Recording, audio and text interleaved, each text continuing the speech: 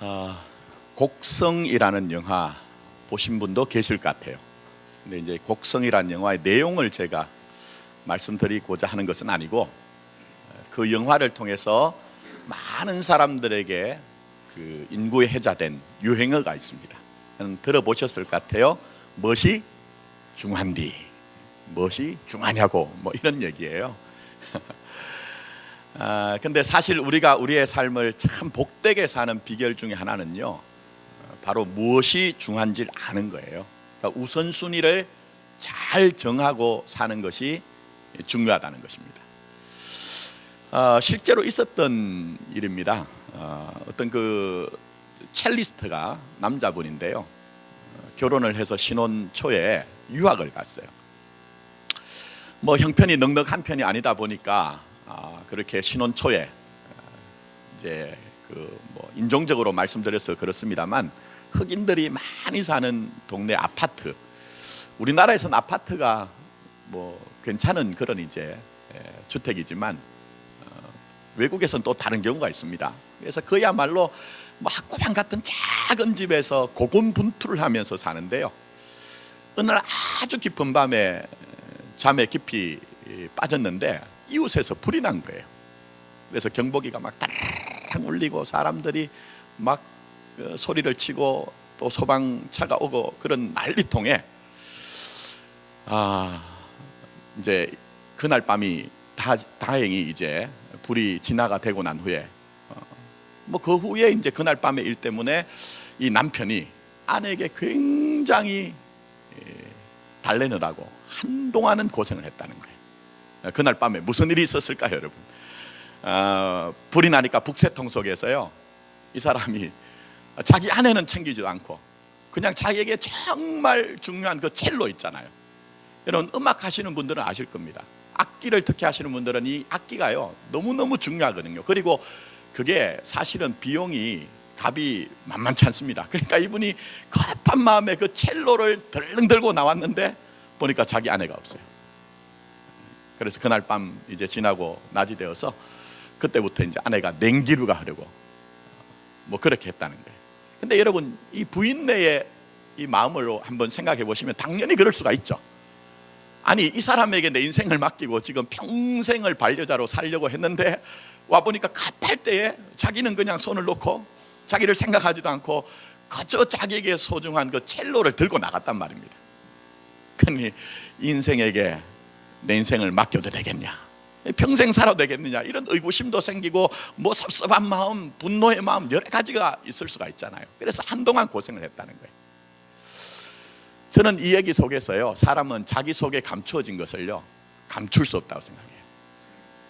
뭐 잠시 잠깐은 그걸 이렇게 포장하고 위장하고 그렇게 살 수 있지만, 자기 속에 정말 자기가 소중하게 여기는 것이 무엇인가 하는 것들은 다 드러나게 되어 있습니다. 평소에 생각하고 평소에 마음먹고 평소에 추구하던 것들이 나온다는 거예요. 그런데 문제는, 제가 이 부부의 예, 신혼의 그 첼리스트 부부의 예를 들었지만, 내가 소중하게 여겼던 것, 그것 때문에 관계가 왜곡되기도 하고요, 관계가 깨어지는 현실도 있더라는 거예요.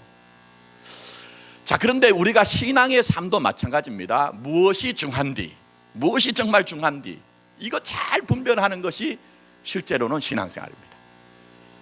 누가복음 12장에 보면 이런 장면이 등장합니다. 한 무리 중에 사람이 와서 주님께 부탁을 합니다. 주님, 우리 부친이 소천을 하시고 별세를 하시고 난 후에 재산을 남겼는데 지금 형님이 거기에 대해서 우리에게 나눠주지 않으려고 합니다. 주님이 좀 우리 형님 불러서 좀 따끔하게 혼내서라도 좀 좋은 방도를 찾아 주십시오라고 얘기합니다. 그때 주님이 한 가지 비유를 말씀하시죠. 그 비유가 바로 어리석은 부자의 비유예요. 내용은 이렇습니다. 어떤 한 동리의 마을에 굉장한 부자가 살았습니다. 수하에 종들도 많이 거느리고 전답도 많이 가지고 있습니다. 그런데 그해 농사를 짓는데 다행히 일기도 딱 맞아 떨어지고 또 자기 수하했는 종들도 열심히 노력을 해서 그야말로 대풍이 이루어졌습니다. 그런데 문제는 지금까지 자기가 가지고 있던 곡간으로는, 창고로는 이 거둔 결실들을 다 넣지 못할 것이 예상이 됩니다. 그래서 이 사람이 자기 마음의 심중에 생각을 합니다. 내가 곳간을 좀 헐고 더 크게 지으리라. 그렇게 얘기를 하면서 뭐라고 마음을 먹느냐? 내 영혼아, 내 영혼아, 여러 해 쓸 물건을 많이 쌓아두었으니, 여러 해 쓸 물건을 많이 쌓아두었으니 평안히 쉬고 먹고 마시고 즐거워하자고 얘기합니다. 근데 그날 밤에 하나님이 그 부자의 이런 말을 듣고 뭐라고 말씀하십니까? 정작 하나님께서는 이렇게 말씀하십니다. 어리석은 자여, 어리석은 자여, 오늘 밤에 너의 영혼을 내가 찾으리니 그러면 네 준비한 것이 누구 것이 되겠느냐라고 얘기합니다. 근데 여러분, 이 말씀 잘 한번 생각해 보세요. 이 사람 악한 사람이 아닙니다. 무슨 나쁜 일을 해가지고 자기 인생의 성취를 이룬 게 아니거든요.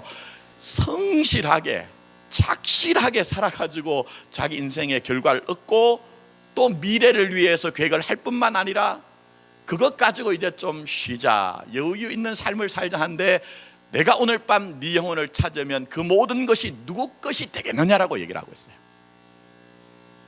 뭘 얘기합니까?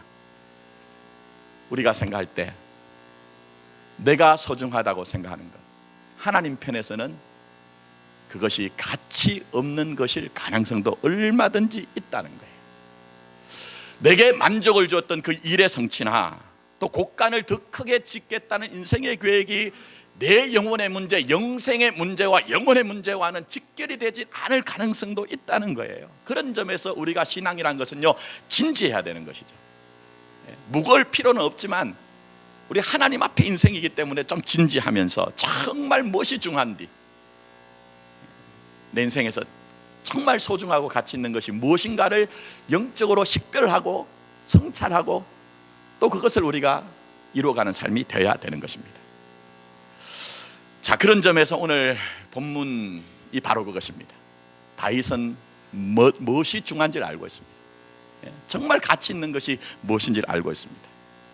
오늘 내용을 간략하게 말씀드리면, 다윗이 자기 인생의 과업을 완성하려고 하는 소원도 있고요, 마음도 있고 계획도 있는데 하나님이 아니다, 얘기해요. 아니다, 그만해라. 그렇게 하나님이 거절하세요. 자, 내용은 이렇습니다. 오랫동안 고생을 했습니다. 여러분 아신 것처럼 다윗이 그냥 수월하게 왕이 된 게 아니에요. 어마어마한 고생과 수고를 거쳐서 드디어 이스라엘 전 나라의 민족의 왕이 되었습니다. 그리고 하나님이 은혜를 베푸셔서 주변 나라의 강대한 나라들을 전부 다 이제 전쟁 가운데 이기게 되고, 그래서 나라가 안정이 찾아왔습니다.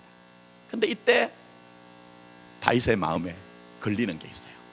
그게 뭐냐면은 자기는 백향목궁에 살고 있는데 하나님의 임재, 하나님의 인도의 상징인 이 법궤는 어디에 있다고요?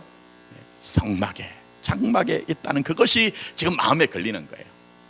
여러분 비유적으로 말씀드리면, 상관이 자기 부하에게 아유 자네가 좀 편안하게 앉게 해서 안락한 곳에 앉아 있어요.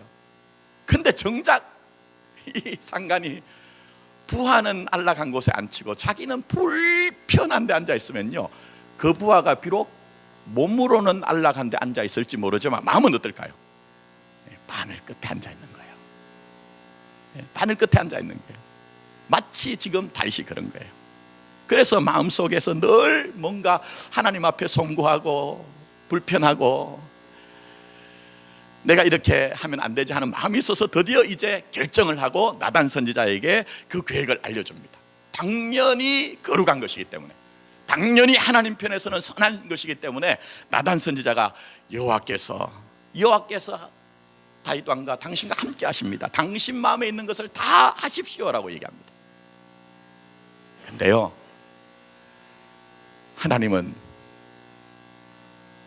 내가 원하는 것을 아무리 내 편에서 선하다고 할지라도 하나님 편에서 아니라는 것이 있다는 거예요. 그래서 보기에는 전혀 문제가 있는 것이 아닌데 하나님께서 오히려 나단 선지자를 통해 말씀합니다. 내가 언제 너에게 집을 좀 달라고 했더냐? 내가 언제 너희들에게 그 백향목으로 만든 그 화려하고 장엄한 그 내가 집에 살고자 했더냐? 지금까지 내가 그 출애굽을 해서 이때까지 내가 집에 산 것이 아니라 이 장막에 살았지만 너희들과 함께 했지 않느냐고 주님이 반문을 하세요. 한마디로 거절을 하신 것이죠. 근데 여러분 한번 생각해 보십시오. 사람이 제일 섭섭할 때가 언제입니까? 제일 섭섭할 때는요, 여러분 뭐 부부 관계도 그렇고 부모와 자식 간에도 그렇고 내 마음을 어떻게 해요? 몰라줄 때예요. 내 마음을 몰라줄 때 뭐 다른 것은 다 차별하고 정말 내 마음을 몰라주나 이런 이제 섭섭함이 있거든요. 근데 지금 다윗은요, 말씀드린 것처럼 나쁜 뜻이 아니에요. 얼마나 하나님 앞에 영광되고 거룩하고 고귀하고 가력한 마음을 가졌냐 하는 거예요. 그런데 하나님이 이것을 거절한 것입니다. 물론 성경을 보시면 이유는 있습니다. 제가 그까지는 강의를 하지 않겠습니다. 그러나 역대상 22장과 역대상 28장에 두 번에 걸쳐서 다윗이 얘기를 해요. 그럼 이게 무슨 얘기입니까? 다윗 입장에서는요, 안타깝다는 거예요. 내가 정말 하나님 앞에 드리고 싶은 것이 있는데 하나님이 그것을 거절하시니 내가 정말 아쉽다는 거예요. 그 반증으로서 지금 역대상 22장, 역대상 28장에 그렇게 얘기를 하고 있습니다. 미완료된 과제가 여러분 정말 힘들잖아요. 미완료된 것, 내가 하고자 하는 마음도 있고 할 수 있는 능력도 있는데 그것을 하지 못하면요, 사람은 때로는 그게 평생을 갑니다. 평생을. 그래서 심리학자들이 얘기하는 것 가운데 하나가 사람들에게 평생 가는 기억이, 추억이 있답니다. 그게 뭔지 아십니까? 첫사랑입니다. 첫사랑. 지금 부부로 앉아 계신 분들 중에 내가 바라던 그 사람과 지금 함께 앉아 계십니까? 어떤지 한번 보세요. 첫사랑은 이루어지나요? 이루어지지 않나요? 대부분 이루어지지 않아요. 대부분 이루어지지 않아요. 그러다 보니까 심리학자들이 얘기하는 것은 이 첫사랑을 대부분의 사람들은 마음에 담고 간다, 죽을 때까지 기억하면서 살아간다고 얘기합니다. 왜 그렇습니까? 미완료된 과제이기 때문에. 다윗도 마찬가지입니다. 다윗도 마찬가지예요. 자기 인생에 필생의 소원이 있다면 하나님의 집을 건축하는 것입니다. 자기 평생도록 자기 인생을 따른 하나님의 선하심과 인자심의 그 사랑에 대해서 그래도 뭔가 하나님 앞에 보답하고자 하는 그 마음이 있기 때문에 성전을 건축하고자 하는 마음이 있는 것입니다. 내 인생에 정말 방점을 찍어서 뭔가 하나님 앞에 섰을 때 하나님이 보실 때 그래도 인정받을 만한 인생이 되고자 하는 마음이 있기 때문에 이런 마음을 가진 거예요. 그런데 하나님이 이것을 거절하십니다. 하나님이 이것을 거절하세요. 만약 우리 마음이라면 여러분 어떨까요? 제 입장이었어도요, 굉장히 하나님에게 섭섭했을 것 같아요. 하나님에게 섭섭했을 것 같아요. 근데 소중한 것은 이것입니다. 다윗은 깨끗하게 받아들여요. 깨끗하게 받아들입니다. 온전하게 순종을 하고 있습니다. 이게 바로 다윗을 다윗되게 한 거예요. 다윗의 지략과 다윗의 실력과 능력과 그가 인생의 이력을 가지고 쌓아왔던 많은 빛나는 그런 찬란한 순간이 아니라 지금 이 순간 자기가 이루고 싶은 것이 분명히 있음에도 불구하고 하나님께서 아니라고 할 때에 그것조차도 믿음으로 다 받아들이고 깨끗하게 순종함, 이것이 다윗을 다윗되게 하는 거예요. 저는 오늘 예배 가운데 있는 저와 여러분들이 하나님 앞에 살아가는 인생이기 때문에 그 다윗의 길을 함께 갔으면 좋겠다는 것입니다. 고집하고 아집하는 것을 믿음으로 오해하고 착각하는 것이 아니라 정말 내가 소원하는 것이 있는데 그게 나쁜 것이 아님에도 불구하고 하나님이 됐다, 그만하자 할 때 아멘, 다 이해는 되지 않지만 다 내가 받아들이기 힘들지만 아멘 할 수 있는 그런 믿음이 되었으면 좋겠다는 것입니다. 자, 그러면 다윗이 어떻게 이런 믿음을 가질 수가 있을까요?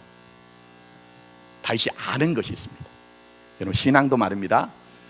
아는 사람과 모르는 사람은 어마어마한 차이가 있습니다. 그래서 호세아 선지자는 여호와를 알자, 어떻게 해요? 힘써 여호와를 알자고 한 거예요. 제가 목회를 해보니까요, 아는 분과 모르는 분은요, 삶의 내용, 믿음의 내용이 결과가 완전히 다릅니다. 다윗은 아는 것이 있습니다. 그것은 다윗은 하나님이 받기를 원하시는 것이 일의 성취의 유무나 업적이나 실적이 아니라 하나님은 믿음의 사람인 다윗 자신을 받기를 원한다는 것을 알고 있는 거예요, 여러분. 다시 한 번 말씀드립니다. 하나님은 궁극적으로 우리에게 일의 성취의 유무나 업적이나 실적을 받기를 원하는 것이 아니라 믿음으로 살고 있는 여러분의 인생 자체를 받기를 원하고 계시는 거예요. 그래서 오늘 내가 이루고 싶은 것도 있지만, 그럴 만한 능력도 있지만, 하나님 앞에서 깨끗하게 지금 하나님 앞에 순종을 하고 있는 것입니다. 여러분 생각해 보십시오. 하나님이 말입니다, 다윗과의 관계를 일의 관계로 아니면 어떤 업적과 실적으로 만났다고 하면, 우리가 지난주에 묵상한 시편 51편 있죠. 대표적인 회개의 시 아닙니까? 하나님이 그런 관계로 다윗을 만났다고 하면요, 하나님이 나단 선지자를 보낼 이유가 아무것도 없습니다. 왠지 아십니까, 여러분? 그 당시에 다윗은 왕의 직책을 수행하는데 아무 문제가 없이 왕의 직책을 수행을 하고 있었어요. 심지어 자기는 왕궁에 있으면서 적국의 나라의 왕들과 자기 수하의 부하들이 전부 전쟁에 나갔지만 대단한 지략을 가지고 사실은 전쟁통에서 이기고 있었거든요. 그러니 일의 성취의 유무나 업적과 실적으로 하나님이 다윗을 만났다고 하면요, 뭐 다윗 그냥 두시는 거예요. 근데 하나님은 그게 아니에요. 그 인생 자체를 하나님이 받기를 원하시니 나단 선지자를 보내서 엄히 꾸짖는 거예요. 믿음의 자리로 돌아오라는 거예요, 여러분. 근데 중요한 것은 이것입니다. 다윗에게만 하나님이 이런 관계를 맺기를 원하실까요? 다윗에게만 이런 관계를 맺기를 원하실까요? 아니라는 거예요. 오늘도 하나님께서 오늘 우리에게 맺기를 원하는 그 궁극적인 관계는 일의 성취의 유무나 우리가 업적과 실적을 가지고 그 사람으로 만나는 것이 아니라 중심의 진실을 가지고 믿음을 받기를 원하신 하나님 앞에 나가기를 원하고 있습니다. 저는 오늘 결론을 내려드립니다. 한 가지 결론을 말씀드립니다. 하나님이 여러분에게 말씀하십니다. 하나님 우리에게 이루어야 하는 것은 업적과 실적이 아니라고 하십니다. 우리가 이루어야 되는 것은 업적과 실적이 아니라 궁극적으로 믿음의 사람인 자기 자신인 것을 알라고 말씀하고 계세요. 이것 알지 못하면 평생을 예수를 믿고, 때로는 4대 5대 우리 집안이 예수를 믿는 대단한 믿음의 가문입니다. 내가 젊을 때는 이만한 어떤 일들을 했습니다. 내가 내 몸을 불살하게 내어주는 그런 일들을 통해서 이만한 일들이 있습니다. 발자취가 있습니다라고 얘기해도 결정적인 순간에 주님이 무엇이 중한디? 무엇이 중한디? 심지어는 여러분 아신 것처럼 나는 너를 알지 못한다. 나는 너를 알지 못한다고 주님이 우리에게 말씀하실 가능성도 얼마든지 있다는 거예요. 그러므로 저와 여러분들은 정말 주님 앞에 소중한 것, 우리가 하나님 앞에 나갈 때 업적과 실적을 가지고 나가는 것이 아니라 우리의 인생 전체를 믿음으로 받기를 원하시는 하나님 앞에 믿음을 가지고 나가는 그 믿음이 회복되어서 진짜 살아계신 하나님을 만나고 진짜 역사하신 하나님을 만나서 감격 속에서 여러분의 신앙의 길을 달려가는 여러분이 되기를 예수님의 이름으로 축원합니다. 여러분 다시 한번 다윗을 설명드리면요, 이 성전을 건축하는 것이 얼마나 다윗의 인생에 중요한지, 사실은 다윗은 자기 인생에 과제가 3가지가 있었습니다. 여러분 지금까지 사시면서 어떤 것들을 내 인생의 과제로 삼고 살아오셨는지 모르겠습니다. 뭐 다양한 것이 있잖아요. 근데 다윗은 3가지가 있습니다. 첫 번째는 예루살렘 성을 정복하는 것입니다. 예루살렘 성은 원래 이스라엘의 것이 아닙니다. 어느 지파, 어느 족속의 것이죠? 여부스라고 하는 족속의 것입니다. 그 당시에 가나안 족속 중에 아주 강한 그런 족속이었어요. 그런데 하나님이 은혜를 베푸셔서 피 한 방울 흘리지 않고 이 예루살렘 성 천년의 요새, 산으로 둘러싸여진 이 천년의 요새를 정복을 했습니다. 그리고 그 이름을 무슨 성이라고 하죠? 다윗성이라고 이름을 그렇게 짓는 거예요. 자기의 첫 번째 과제는 다 이루었어요. 자, 그 다음에 2번째 과제입니다. 성전과 관련된 것입니다. 그게 뭐죠? 법궤입니다. 이건 뭐 긴 얘기이기 때문에 제가 말씀드리지 않습니다. 원래 법궤가 블레셋에 있었습니다. 빼앗겼어요. 근데 그게 우여곡절을 거쳐서 결국은 이제 이 법궤를 모시게 됐습니다. 이 법궤는 간단한 게 아닙니다. 보이지 않는 영이신 하나님을 사실은 우리에게 실물로 보여주는 것이 법궤예요. 그 안에는 뭐가 있죠? 모세의 십계명 두 돌판, 그리고 만나를 담은 항아리, 그리고 아론의 쌍난 지팡이, 전부 다 하나님이 살아계시고 하나님이 역사하시고 하나님이 인도하시고 하나님이 능력으로 당신의 택한 백성들에게 함께 한다는 것을 다 보여주는 거예요. 그러니 이게 얼마나 소중했던지, 이게 다윗의 인생의 과업이었어요. 근데 이것도 이루었어요. 마지막 남은 자기 필생의 과제가 뭡니까? 성전을 건축하는 거예요. 이것만 하면 내 인생이 다 이루었다. 참 내 인생 근사하게 살았다. 또 하나님 앞에 갔을 때 그래도 뭔가 면이라도 서지 않을까 하는 그런 것들이 바로 이 성전을 건축하는 것이거든요. 근데 하나님이 아니라고 하세요. 아니라고 하세요. 말씀드린 것처럼 무슨 다윗에게 큰 죄가 있고 잘못이 있고 오류가 있기 때문에 그것을 받아들이지 않은 게 아닙니다. 사람이란 존재는요, 양심이 있습니다. 그러나 때로는 완악하여 양심이 없는 사람도 있지만요, 사람은 누구든지 예수를 믿지 않아도 예수를 믿는 사람도 다 양심이 있거든요. 내가 큰 잘못을 했는데 무엇인가 안 되면요, 그때 자기를 돌아봅니다. 자기를 돌아봐요. 그래, 이 일은 내가 하나님 앞에 제대로 살지 않아서 하나님이 지금 이걸 거절하시는 것이야, 이런 마음을 먹을 수가 있거든요. 근데 지금 이 순간은 아니거든요. 나단 선지자조차도 지금 인정한 것처럼 하나님이 함께 하시고, 그러니 당신이 마음에 먹은 대로 해도 된다고 할 만큼 굉장히 괜찮은 인생을 지금 살고 있거든요. 근데 지금 이 마음을 하나님이 받아주지 않는 거예요. 그러니 여러분 얼마나 섭섭할까요? 저도 사실 새벽 기도마다요, 끝나고 난 후에 개인 기도 시간을 가집니다. 근데 솔직하게 진실하게 말씀드리면 하나님에게 화를 낼 때가 있습니다.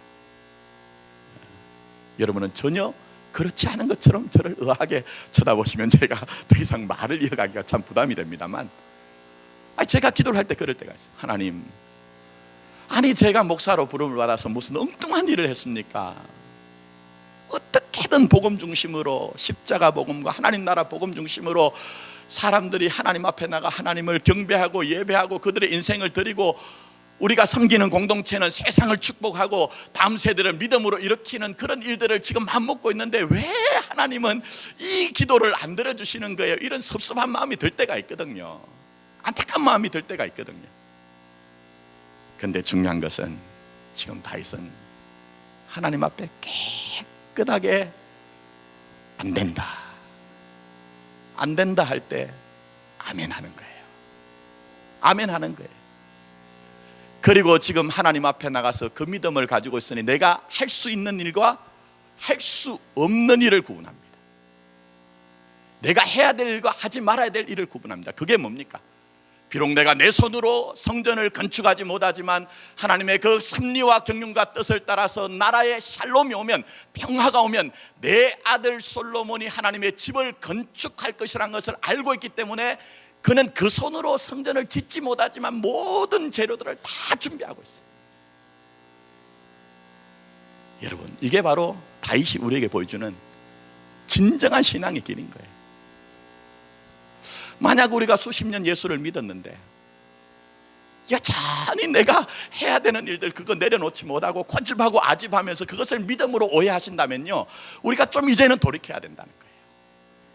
우리가 돌이켜야 된다는 거예요. 그게 슈브, 회개라는 용어로 성경엔 등장하거든요. 무슨 심각하게 주님 앞에 나가서 눈물을 팡팡 흘리고 몸을 떼굴떼굴 구르면서 잘못했다고 하고는 정작 돌아서서는 옛 일을 그대로 하는 것이 아니고, 다윗처럼 때로는요, 다 이해가 되지 않아도, 다 받아들이기 힘들어도 그게 하나님의 뜻이면, 그게 하나님의 계획이면 받아들이겠습니다 라고 그렇게 받아들이는 믿음이 뭐라고요? 하나님이 우리에게 무엇이 중한디 그게 소중한 믿음이라고 우리에게 말씀하고 계시는 것입니다. 다윗은 사람이 아닙니다. 다시 한번 말씀드립니다. 하나님은 여러분이 일을 잘하기 때문에 여러분을 사랑하시는 하나님이 아닙니다. 하나님은 내가 하고자 하는 것을 결단코 결심과 쟁투와 어떤 열심을 가지고 이뤄냈을 때 참 귀하다고 하시는 하나님이 아닙니다. 하나님이 정말 여러분의 받기를 원하시는 것은 어떤 상황 가운데서도 작은 믿음이지만 믿음으로 드려지는 여러분의 인생 자체를 받기를 원하고 계십니다. 아무쪼록 우리 교회나 오늘 예배를 드리는 저와 여러분들이 다윗이 걸어갔던 그 믿음의 길을 함께 손잡고 한 걸음 한 걸음 나갈 수 있기를 예수님의 이름으로 다시 한번 부탁드립니다. 자, 그런데 여러분 부담이 있죠. 그게 뭐냐면은 아무리 돌아봐도 우리는 그게 힘든데요, 어려운데요, 그건 다윗이기 때문에 가능한 것 아닙니까? 라는 그런 마음이 여러분들 속에서 불쑥 올라올 수가 있어요. 그런데 성경은요, 한 번도 다윗 자체를 영웅시하지 않습니다. 무슨 얘기냐? 다윗이 말입니다, 이 정도 되는 믿음을 가진 것은 마법적으로 마술적으로 되어진 게 아니라는 거예요. 그의 인생에 평생을 두고 고군분투하면서 그 믿음을 하나하나 배워와서 지금 이 믿음을 하나님 앞에 고백하고 결정하고 있다는 거예요. 그러니 여러분 너무 염려하지 말라는 거예요. 여러분 아신 것처럼 다윗은요, 자기 스스로 왕이 되려는 생각을 가졌던 적이 없습니다. 그런데 오늘날은 얼마나 많은 목사들, 얼마나 많은 성도들이 자기 스스로 왕이 되려고 하는지 몰라요. 그런데 어쨌든 다윗은 자기 스스로 인생의 왕이 되려고 하지 않았습니다. 어느 날 하나님께서 사무엘 선지자를 이 다윗의 집 이세 집안에 보내서 형부터 시작해서 왕으로 간택할 사람을 그렇게 보는데 하나님이 그 형들부터 시작해서 한 명도 인정하지 않습니다. 그리고 말째 아들, 지금도 여전히 양을 치러 나간 그 막내 아들을 데려오라고 합니다. 그래서 왔더니 얼떨결에 하나님께서 사무엘 선지자를 통해서 기름을 부어요. 그러면서 장차 이스라엘 왕으로 간택이 됐거든요. 선택이 됐어요. 그리고 난 후에 여러분들이 잘 아시는 블레셋과의 전투에 나가서 골리앗과 싸움을 합니다. 근데 여러분 아시는 것처럼 다윗은 다른 것 가지고 나간 것이 아니라 믿음 가지고 나갔거든요. 근데 중요한 것은 이것입니다. 하나님께서 이 다윗을 통해서 이스라엘 백성들에게 깨우치기를 원하는 것이 있습니다. 그게 뭘까요? 이스라엘은 믿음의 나라입니다. 이스라엘은 다른 주위에 있는 나라들과 달리 믿음 가질 때 하나님이 그들을 보호하시고, 믿음 가질 때 하나님께서 그 나라를 인도하시고, 믿음 가질 때 하나님이 그들을 축복하신다는 거예요. 오늘날 새 이스라엘 교회와 성도도 마찬가지입니다, 여러분. 그런데 그 시대에 전부 여호와 하나님을 향한 그 믿음을, 신앙을 전부 잃어버렸잖아요. 그래서 다윗이 나가서 이스라엘은 이런 나라다, 우리가 이렇게 살아야지만 하나님이 보호하시고 하나님이 돌보시고 하나님이 축복하신다는 것을 이 다윗의 믿음을 가지고 보여주신 거예요. 저는 우리 교회 가운데 그런 다윗과 같은 분들이 한 분 한 분 좀 일어났으면 좋겠어요. 근데 문제는 그리고 난 후에 어떤 일이 발생합니까? 사울이 다윗을 시기해서 그때부터 풍찬 노숙을 하며 도피 생활하고 방랑을 합니다. 심지어 적국에 가서 미친 채 하며 침을 질질 흘리며 자기 생명 하나 보존하기 위해서 수치심이 다 무너지는 일을 당합니다. 그러나 결국 하나님이 사울을 패하시고 다윗을 왕으로 만들었습니다. 그럼 여러분 어떤 동화처럼 그리하여 다윗은 행복하게 살았더라, 잘 먹고 잘 살았더라고 결말이 지어지던가요? 아닙니다. 그 후에도 얼마나 많은 문제가 있는지, 자기의 자식들이 얼마나 속을 썩이고 골육상쟁에 피를 흘리는 일들이 있고, 심지어는 사랑했던 그 아들 압살롬이 아버지를 향해 칼을 들고 창을 들고 달려올 때에 그동안 자기에게 머리를 숙이고 충성을 다했던 사람들이 전부 등을 돌리는 그런 일들, 천만인이 둘러 자기를 진치는 일들을 경험하고 예루살렘 성을 나가서 도피를 할 때 심의가 나와서 그를 조롱하는 일들을 당했어요. 근데 중요한 게 뭡니까? 이것은 다른 말로 하면 한계 상황이에요. 한계 상황.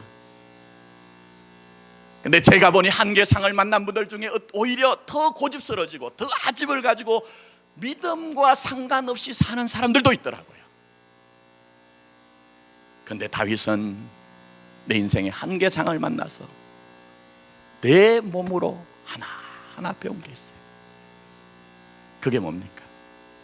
내 인생 내 마음대로 되지 않는다는 거예요.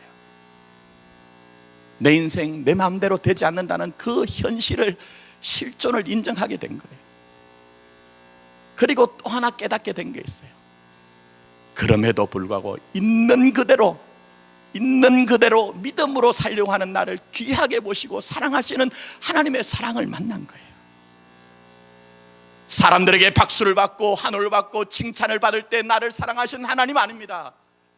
대단한 업적과 실적을 내어놓고 하나님 앞에 얼굴을 드러낼 만할 때 나를 기뻐하시는 하나님이 아니라는 거예요.